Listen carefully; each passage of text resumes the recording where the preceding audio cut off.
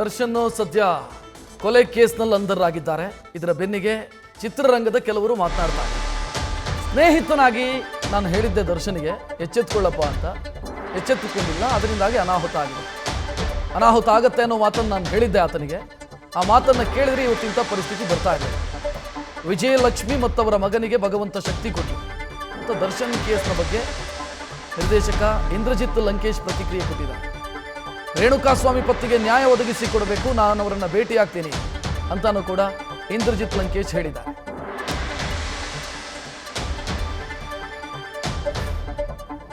ನೋವಾಗಿದೆ, ಅದಕ್ಕೋಸ್ಕರ ಇದನ್ನು ನಿಮ್ಮ ಜೊತೆ ಶೇರ್ ಮಾಡ್ತಾ ಇದ್ದೀನಿ.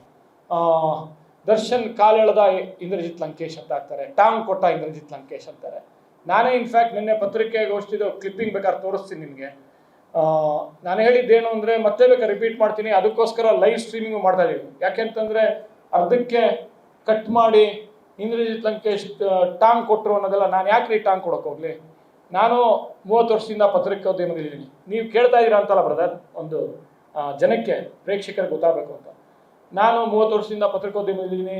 ಒಂದು ಪತ್ರಕರ್ತನಾಗಿ ರಿಯಾಕ್ಟ್ ಮಾಡಲೇಬೇಕಾಗತ್ತೆ. ಒಬ್ಬ ಸಿನಿಮಾ ನಿರ್ದೇಶಕನಾಗಿ ಅಥವಾ ಸಿನಿಮಾ ನಟನಾಗಿ ಕೂತ್ಕೊಂಡಿರ್ಬೋದು, ರಿಯಾಕ್ಟ್ ಮಾಡ್ದೇನೆ ಮನೇಲಿ ಸೇರ್ಕೊಬೋದು. ಆದರೆ ನಮ್ಮ ತಂದೆ ಕಳಿಸ್ಕೊಟ್ಟಿರೋದು ಆ ಥರದಲ್ಲ.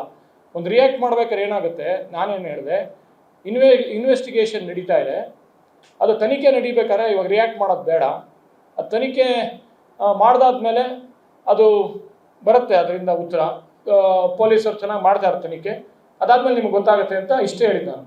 ಅದಾದಮೇಲೆ ಪತ್ರಿಕಾಗೋಷ್ಠಿಯಲ್ಲಿ ಮಾರ್ಮಿಕವಾಗಿ ಒಂದು ಬಸವಣ್ಣನವರ ವಚನ ಹೇಳಿದೆ. ಆ ವಚನ ಹೇಳ್ಬೇಕಾದ್ರು ಮಿತ್ರರು ಅವರು ಪಾಪ ಎಕ್ಸೈಟ್ ಆದ್ರು, ನಾನೇನೋ ಬೈಟ್ ಕೊಡ್ತಾ ಇದ್ದೀನಿ ಅಂತ. ಅವರು ಮಧ್ಯ ಇಂಟ್ರಪ್ಟ್ ಮಾಡ್ತಾ ಇದ್ರು. ಅದ್ರ ಮಧ್ಯ ನಾನು ಹೇಳೋಕೆ ಹೋದೆ, ಅಲ್ಲಿ ಅಡೆತಡೆಗಳಿತ್ತು. ಈ ಸಮಯದಲ್ಲಿ ನಾನು ಯಾಕೆ ಟಾಂಗ್ ಕೊಡೋಕೆ ಹೋಗಲಿ? ನಾನು 2 ಸಿನಿಮಾ ಮಾಡಿದ್ದೀನಿ ದರ್ಶನ್ ಜೊತೆ. ಆ ಹೀರೋ ಆಗಿ ಯುವ ಪ್ರತಿಭೆ ಆಗಿದ್ದಾಗ ನಾನೊಬ್ಬ ನಿರ್ದೇಶಕನಾಗಿ ಆಗಾಗಲೇ ನಾನು ಎಸ್ಟಾಬ್ಲಿಷ್ ಆಗಿದ್ದೆ. ತುಂಟಾಟ ಕೊಟ್ಟಿದ್ದೆ, 100 ಡೇಸ್ ಓಡಿತ್ತು. ಅದಾದಮೇಲೆ ಮೋನಾಲಿಸಾ ದೊಡ್ಡ ಹಿಟ್ಟಾಯಿತು. ಸೊ ಈ ಸಂದರ್ಭದಲ್ಲಿ ನನಗೂ ಅವ್ರಿಗೂ ಯಾವುದೇ ಒಂದು ವೈಯಕ್ತಿಕ ದ್ವೇಷ ಇಲ್ಲ ನನ್ನ ಕಡೆಯಿಂದ. ಅಟ್ಲೀಸ್ಟು ನಾನು ಯಾಕೆ ಟಾಂಗ್ ಕೊಡೋಕೆ ಹೋಗಬೇಕು? ಹಿಂದೆ ನಾನು ಒಬ್ಬ ಜವಾಬ್ದಾರಿಯುತ ಪತ್ರಕರ್ತ. ಯಾವುದೋ ಒಂದು ಸಮಾಜದಲ್ಲಿ ಒಂದು ಘಟನೆ ಆದಾಗ ಅದ್ರ ಬಗ್ಗೆ ವಿಷಯ ಎತ್ತಬೇಕಾಗತ್ತೆ ಹೊರತು, ಇಲ್ಲ ಅಂತಂದರೆ ನಾನು ಒಬ್ಬ ಪತ್ರಕರ್ತನಾಗಿ ಹೇಳೋದಕ್ಕೆ ಸರಿನೇ ಇರೋದಿಲ್ಲ, ನನಗೆ ಅರ್ಥನೇ ಇರೋದಿಲ್ಲ ಪತ್ರಕರ್ತ ಅಂತ ಕರ್ಕೊಳ್ಳೋದಕ್ಕೆ. ಅಲ್ಲಿ ಯಾರಿಗೋ ಒಂದು ಅನ್ಯಾಯ ಆದಾಗ ನಾನು ಧ್ವನಿ ಎತ್ತಿದೆ. ಅದು ಮಾತಲ್ಲಿ ಮಾತು ಬೆಳೀತು. ಅದಕ್ಕೆ ನನ್ನ ವಿಷಾದನೂ ಮುಂದೆ ಆಮೇಲೆ ನಾನು ವ್ಯಕ್ತಪಡಿಸಿದ್ದೀನಿ. ವಿಷಾದ ಆಗಿತ್ತು, ಯಾಕಂದರೆ ಆ ಥರ ಮಾತು ಬೆಳೀಬಾರ್ದಿತ್ತು. ನಾನೊಬ್ಬ ಪತ್ರಕರ್ತನಾಗಿ ರಿಯಾಕ್ಟ್ ಮಾಡಬಾರ್ದಿತ್ತು.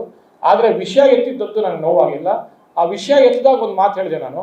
ಏನು ಮಾತು ಹೇಳಿದೆ ಅಂದರೆ, ಮುಂದೆ ಅನಾಹುತ ಆಗುತ್ತೆ, ಅದಕ್ಕೋಸ್ಕರ ಅವ್ರು ಒಳ್ಳೆಯದಕ್ಕೋಸ್ಕರ ಇದನ್ನು ಹೇಳ್ತಾ ಇದ್ದೀನಿ ಅಂತ ಹೇಳಿದೆ ಹೊರತು ಅದಲ್ಲ. ಅದೇನಾರ ಒಬ್ಬ ಸ್ನೇಹಿತನಾಗೋ ಅಥವಾ ಒಬ್ಬ ಸಹನಟನಾಗೋ ಅದನ್ನು ಕೇಳಿದರೆ ಇವತ್ತು ಈ ಥರ ಒಂದು ಅನಾಹುತ ಆಗ್ತಾ ಇರಲಿಲ್ಲ. ಅದು ನೋಡಿ ಇವತ್ತು ಈ ಥರ ಅನಾಹುತ ಆಗಿದೆ.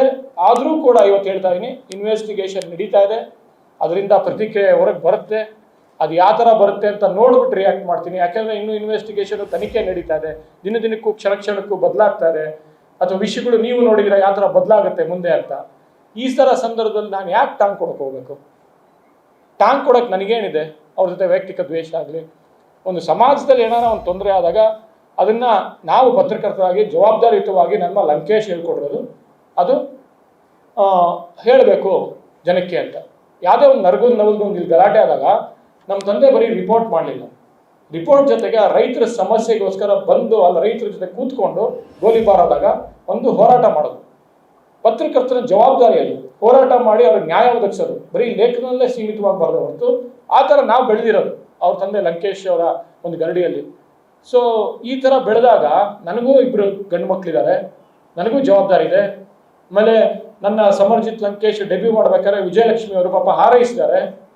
ಇವತ್ತಿನ ಒಂದಿನ ನಿಮ್ಮ ಮಾಧ್ಯಮದ ಮೂಲಕ ಹೇಳ್ತೀನಿ, ಅವರ ವಿಜಯಲಕ್ಷ್ಮಿಗಿರಲಿ ಪಾಪ ಅವ್ರ ಮಗನಿಗಿರಲಿ ಭಗವಂತ ಶಕ್ತಿ ಕೊಡಲಿ. ಈ ಸಂದರ್ಭದಲ್ಲಿ ಅದು ಯಾರು ಅನ್ಯಾಯ ಮಾಡಿದಾರೋ ಇದೇ ಸಂದರ್ಭದಲ್ಲಿ ಹೇಳ್ತೀನಿ, ಒಬ್ಬ ಮಹಿಳೆ ಪಾಪ ಗರ್ಭಿಣಿ ಆಗಿದ್ದಾಳೆ, ಅವ್ರ ಗಂಡನ ಕಳ್ಕೊಂಡಿದ್ದಾರೆ, ಅವ್ರಿಗೆ ನ್ಯಾಯ ಒದಗಿಸ್ಕೊಡಿ,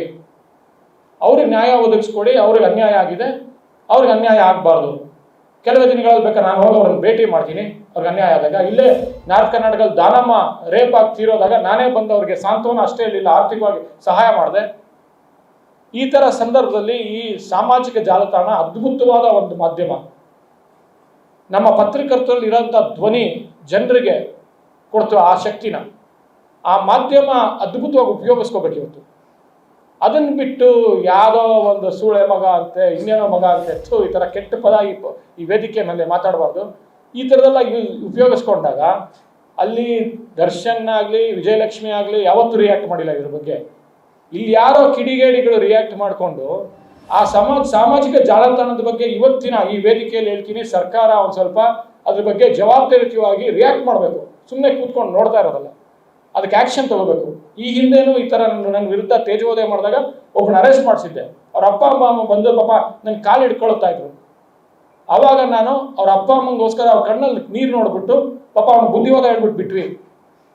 ಸೊ ಈ ಥರ ಸಂದರ್ಭ ಇದ್ದಾಗ ನಾನು ಯಾಕೆ ಟಾಂಗ್ ಕೊಡಲಿ, ನನಗೇನು ಕೆಲಸ ಇದೆ, ನಾನು ನನ್ನ ನಿರ್ದೇಶನದಲ್ಲಿ ಖುಷಿಯಾಗಿದ್ದೀನಿ, ನನ್ನ ಪತ್ರಿಕೋದ್ಯಮದಲ್ಲಿ ಖುಷಿಯಾಗಿದ್ದೀನಿ ಅಂತ ಹೇಳಕ್ಕೆ ಇಷ್ಟಪಡ್ತೀನಿ. ಇದಾದ ಮೇಲೆ ಮತ್ತೆ ಇದ್ರ ಬಗ್ಗೆ ವಿಷಯ ಸಮಾಜದಲ್ಲಿ ಏನಾದ್ರು ಅನ್ಯಾಯ ಆದರೆ ನಾನು ತೆಗಿತಾನೆ ಇರ್ತೀನಿ. ನೀವು ನೋಡಿದ್ದೀರ, ನಾನು ಧೈರ್ಯವಾಗಿ ಮಾತಾಡಿದ್ದೀನಿ. ಯಾವುದೇ ಇಂಡಸ್ಟ್ರಿ ಅವ್ರು ಮಾತಾಡೋದಿದ್ದಾಗ ಡ್ರಗ್ ವಿಷಯ ಮಾತಾಡಿದ್ದೀನಿ. ಯಾರಿಗೂ ಧೈರ್ಯ ಇರಲಿಲ್ಲ ಅವ್ರು ಬಂದಾಗ. ಮಕ್ಕಳುಗಳು ಸಫರ್ ಮಾಡ್ತಾ ಇದ್ರು ಅವತ್ತು. ಅವ್ರಿಗೋಸ್ಕರ ಬಂದೆ, ಆಚೆ ಧೈರ್ಯವಾಗಿ ಬಂದು ಮುಂದೆ ಅವತ್ತು ಒಂದು ಸ್ವಲ್ಪ ನ್ಯಾಯಯುತವಾಗಿ ಜನರಿಗೆ ಒಂದು ಅವೇರ್ನೆಸ್ ಕ್ರಿಯೇಟ್ ಆಗಂಗೆ ರಿಯಾಕ್ಟ್ ಮಾಡಿದ್ವಿ. ಇವತ್ತು ಹಲವಾರು ಯುವಕರಿಗೆ ಅದ್ರ ಪರಿಣಾಮ ಗೊತ್ತಾಗಿ ಒಂದು ಸ್ವಲ್ಪ ಭಯ ಹುಟ್ಟಿದೆ, ಇವಾಗ ತಗೊಂಡ್ರೆ ತಪ್ಪೋದು ಅಂತ. ಈ ಥರ ಸಂದರ್ಭದಲ್ಲಿ ನಾನು ಯಾಕೆ ಟ್ಯಾಂಕ್ ಕೊಡಬೇಕು, ನನಗೇನು ಅದಕ್ಕೆ ಅವಶ್ಯಕತೆ ಇದೆ, ನನಗೆ ಯಾಕೆ ಅದು ಬೇಕಾಗಿದೆ. ಅದೇ ಸಂದರ್ಭದಲ್ಲಿ ಕೊನೆಯವ್ರಿಗೆ ಮತ್ತೆ ಹೇಳ್ತೀನಿ, ಇವತ್ತು ವಿಜಯಲಕ್ಷ್ಮಿ ಅವ್ರಿಗೆ ಪಾಪ ಅವರ ಮಗನಿಗೆ ಶಕ್ತಿ ನೀಡಲಿ. ನನಗೂ ಮಕ್ಕಳಿದ್ದಾರೆ. ಸೊ ಈ ಸಂದರ್ಭದಲ್ಲಿ ವಿಜಯಲಕ್ಷ್ಮಿ ಪಾಪ ನನ್ನ ಮಗನಿಗೆ ಹಾರೈಸಿದ್ರು ಸಿನಿಮಾದಲ್ಲಿ. ಅವ್ರ ಮಗ ಏನೇನು ವಾಟ್ ಈಸ್ ಗೋಯಿಂಗ್ ಥ್ರೂ ಅಂತ ನನಗೆ ಅನಿಸುತ್ತೆ. ಅದೇ ಸಂದರ್ಭದಲ್ಲಿ ಆ ಮಹಿಳೆಗೆ, ರೇಣುಕಾ ಸ್ವಾಮಿಯ ಹೆಂಡತಿಗೆ ನ್ಯಾಯ ಒದಗಿಸ್ಕೊಡಿ. ಪಾಪ ಅವ್ರಿಗೆ ಗರ್ಭಿಣಿ ಅವರು. ಈ ಥರ ಸಂದರ್ಭದಲ್ಲಿ ಪಾಪ ಅವನು ಏನೋ ಒಂದು ಟ್ವೀಟ್ ಮಾಡ್ದ ಅಂತ ಅಂದ್ಬಿಟ್ಟು ಅವನ ಜೀವನೇ ಕಳ್ಕೊಂಡಿದ್ದಾನೆ. ಅದು ದುರಂತ ಅಂತ ಹೇಳ್ತೀವಿ. ನ್ಯೂಸ್ ಫಸ್ಟ್ ನಿರ್ಭೀತಿಯಿಂದ ನಿಮ್ಮ ಪರವಾಗಿ.